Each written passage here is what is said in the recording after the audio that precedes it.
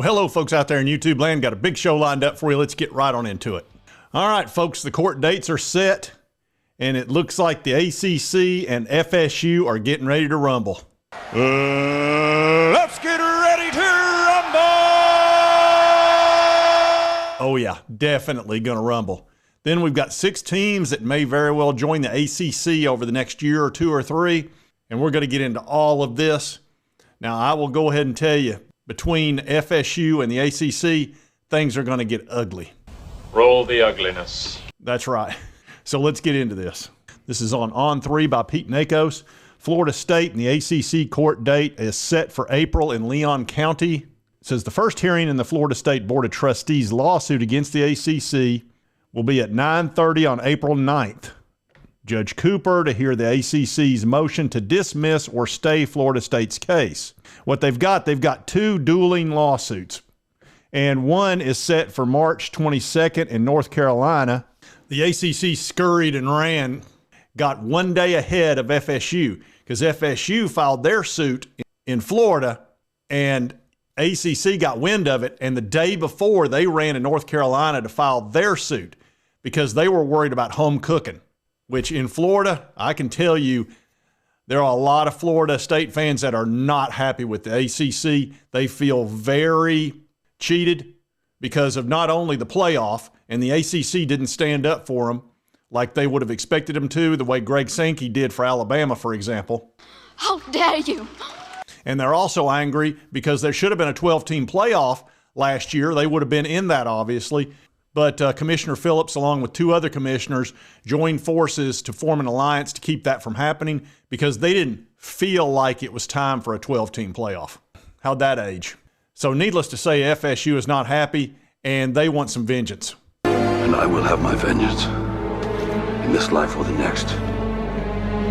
And they're going to get it eventually. There's no way these 2 stay together. This is a very unhappy marriage, and these 2 need to be apart, and it's only going to get uglier and uglier as this goes forward, especially when they get into discovery, because there's a lot of skeletons, is what people are saying, in the way all this grant of rights was done and this long-term contract that has an extension through 2036, and FSU is getting about half of what teams are getting in the SEC and Big Ten, and it's only going to get worse. As the SEC gets stronger, the Big Ten gets stronger, they're going to get bigger and more powerful contracts, and the ACC is going to be sitting over there with very little, and it's going to be less than half. It'll probably end up being about 1/3 of what the other teams are getting, and you can't compete. There's no way. They're going to have better facilities, they're going to have better NIL, they're going to have better everything with the fraction of the amount of money that a team like FSU has coming in. And FSU's not some schmuck of a program. They're a big-time program, and they feel like they're being left behind because they are being left behind. That's just a fact. And there are many other programs looking to leave the ACC as well if Florida State is able to get out of this, especially if they're able to get out at a decent level of money. You can expect many other programs to leave as well. Definitely, I could see Clemson leaving. I could see Miami leaving, North Carolina State, Virginia Tech. I would think all of them would be prime candidates to either join the Big Ten or the SEC. I would like to see Florida State go to the SEC, Clemson to the SEC, possibly Miami, and then I would probably expect Virginia to certainly go to the Big Ten. North Carolina, that's going to be a battle because that's a big market, and so is Virginia, really. So both of those will be fought over by the Big Ten and the SEC. And then with NC State and Virginia Tech, it's hard to say. I kind of feel like Virginia Tech and NC State, they might fit better in the SEC. We'll see. They're probably going to get split up. So you've got 5, 6, 7 teams that could leave the ACC.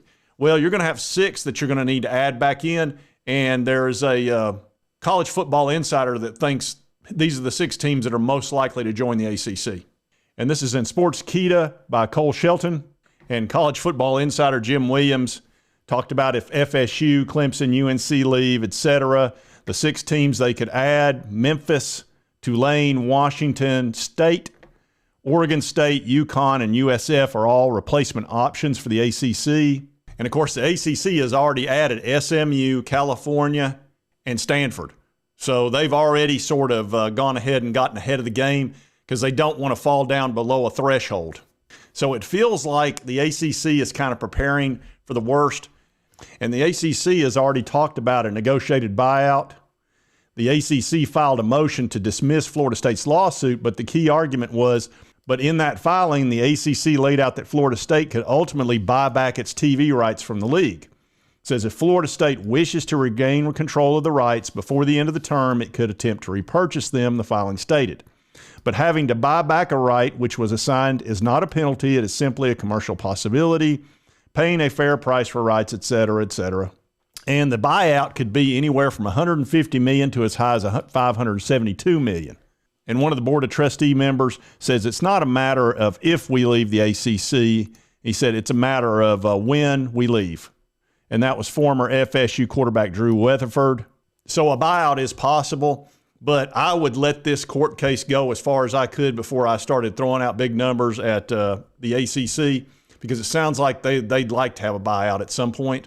And they're going to probably try to stick it to FSU, which there's no way FSU should pay any huge amount to get out. I think their penalty is absurd, and I think they can argue that. They should definitely enter into discovery to see if maybe there's something that makes the ACC uncomfortable and they'd be willing to negotiate a much lower price. There's discussions of $300 million. There's no way I'd pay the ACC that. But, 100, 150, something like that might be worthwhile for FSU to go ahead and exit. And, of course, if that happens, you're probably going to have an avalanche leave once there's a diagram of this is how you exit. And that usually sets a precedent. So you could definitely see the ACC.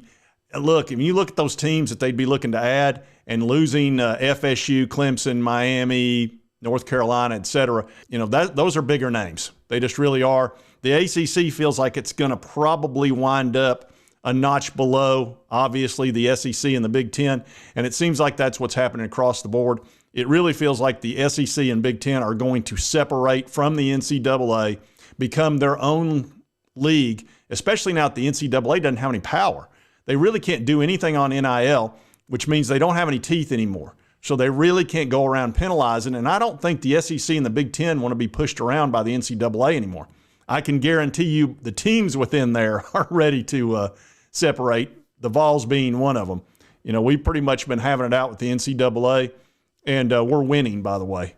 And I think once we're done with them and we win this case up in Greenville, Tennessee, that'll be the end of whatever the NCAA can do when it comes to name, image, and likeness, and probably the pay for play at some point it's obviously going to happen because of the Sherman Act. So you can see every time it goes to court, the NCAA gets smacked down bad. You're all clear, kid. Now let's blow this thing and go home.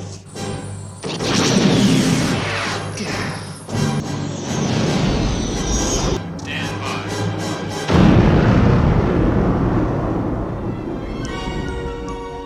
Including 9-0 in the Supreme Court. So a lot of this is going to happen over the next year or two or three, and I think the SEC and Big Ten are going to leave a little quicker than people think. It may not be 5 years from now. It might be 2 or 3, because I don't think they're really thinking about the NCAA too much. They don't seem to be too worried about them. And FSU sees the forest for the trees. They're like, we need to get out of this league. We need to get into one of the 2 big leagues and get on with our life. And if you like this content, be sure to hit that like button. Let's continue to cover all these college sports news stories. Of course, my Vols, the SEC's, I cover that a lot. I typically cover that, but this one has just been so intriguing. It's hard to look away from this. It really is. And it's going to have a huge impact on the future of college football. And I kind of feel an affinity for FSU fans because as Tennessee fans, we've been going through a lot of the crap that they've recently been going through with the NCAA, ACC, and all this. It just kind of feels like sometimes you get the short end of the stick and you just got to fight back. And that's what FSU is doing. It's what Tennessee did. And you'll wind up coming out on the good end, I think. And if you've not subscribed, it's on your right, my left. Hit this little button. I'd appreciate it. Costs you nothing. Helps me out. And right over here is the most recent video YouTube thinks you'll enjoy based on your viewing history. We'll see you next time on Sports Talk Jay.